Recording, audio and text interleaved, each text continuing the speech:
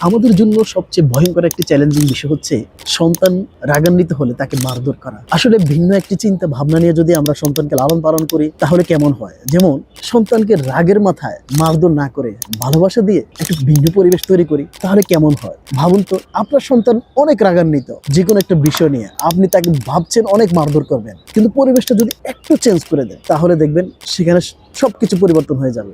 মনে করেন যে তার রাগান্বিত অবস্থা যদি আপনার চরিত্র, আপনার মনের একটা ভালোবাসা দিয়ে তাকে যদি বলুন, ভাবা তুমি কেন কান্না করছো, আমরা যদি এই বিষয়টা যদি এভাবে না করে অন্যভাবে করি তাহলে জিনিসটা কেমন হবে, তার মাইন্ড সেট আপ একটু চেঞ্জ করে দিন, দেখবেন সাথে সাথে সে ঠান্ডা হয়ে যাবে।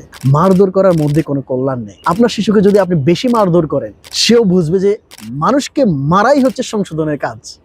আজকে বাংলাদেশের মধ্যে দেখুন, মানুষকে মুসলমানে মনে করে না, কেউ কাউকে ভাই মনে করে না, যে যাকে মারতে পারে সেই সন্তুষ্টি হয়ে যায়। আর এটা কোথা থেকে হলো জানেন? পরিবার থেকে। কারণ যে সকল মানুষরা মানুষকে মারার পরিকল্পনা নিয়ে মাঠে নামে তারা কিন্তু ওই সকল পরিবার থেকে বড় হয়েছে যারা তাদেরকে মারধর করে বড় করছে, অথবা তাদের পরিবারের মারধর করাটাই বড় শিষ্টাচার। এজন্য এত রাহাজানি, এত ফিতনা বাংলাদেশের মধ্যে দেখে থাকি। আমরা সর্বক্ষেত্রে দয়ালু হতে হবে। দয়ালু হলে লাভ হচ্ছে আল্লাহ সুবহানাহু ওয়া তাআলা আমাদের প্রতি দয়া করেন।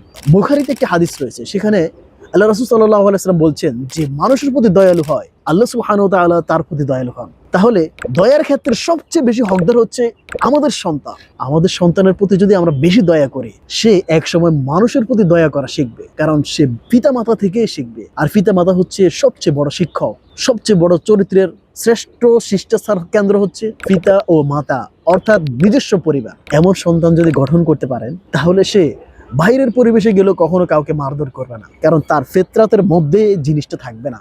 রাসূল সাল্লাল্লাহু আলাইহি সাল্লাম কখনো শিশুদেরকে মারধর করতেন না, তার শিষ্টাচারের মধ্যেও এটাই নাই। রাসূল সাল্লাল্লাহু আলাইহি সাল্লামের সাহাবীরাও সুন্দর সুন্দর শিষ্টাচার দিয়েই তাদেরকে তৈরি করেছেন। পৃথিবীতে যত মুসলিম উম্মার জন্য মানুষরা কাজ করছে, তাদের পরিবারগুলো এমনই ছিল।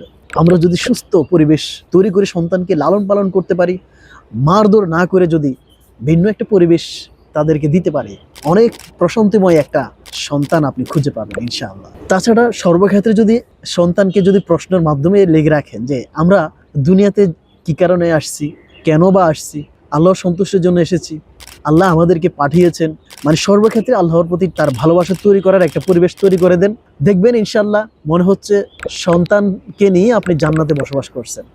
আল্লাহ সুবহানাহু ওয়া তাআলা আমাকেও আমাদের সন্তানদের প্রতি ইনসাফ করার একটা হিকমা ও জ্ঞান দান করেন।